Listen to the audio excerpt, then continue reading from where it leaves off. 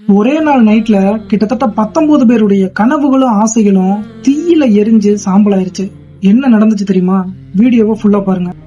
October 23 night Kaveri டிராவல்ஸுக்கு சொந்தமான ஒரு ஆமினி bus 44 passengers 2 drivers உட்பட 46 பேரை ஏத்திக்கிட்டு ஹைதராபாத்ல இருந்து பெங்களூர் நோக்கி புறப்படுது. அடுத்த நாள் அதிகாலை 3 மணிக்கு அந்த பஸ் ஆந்திர மாநிலம் கர்னூல் மாவட்டத்தில் இருக்க NH 44 கிட்ட வந்துட்டு இருக்கும் போது எதிர்பாராத விதமா ஒரு 2 வீலர் மேல மோதிருது. சோ அப்படி மோதினதுல அந்த 2 வீலர் பஸ்ஸுக்கு அடியில மாட்டிட்டு கிட்டத்தட்ட 300 மீட்டர் தூரத்துக்கு இழுத்துட்டு போகப்படுது.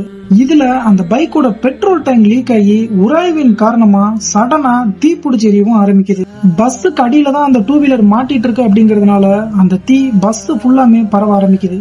இதை எப்படியோ நோட் பண்ண சில பேசஞ்சர்ஸ் பஸ்ல இருந்த எமர்ஜென்சி டோரை ஓபன் பண்ணியும் பஸ்ஸோட ஜன்னல் கண்ணாடிகளை உடைச்சுக்கிட்டும் கீழே குதிச்சு தப்பிக்கிறாங்க.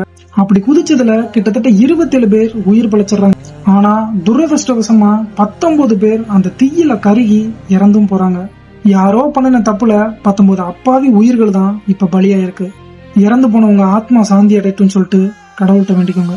இத பத்தின உங்களோட கருத்தை மறக்காம கமெண்ட்ல சொல்லுங்க.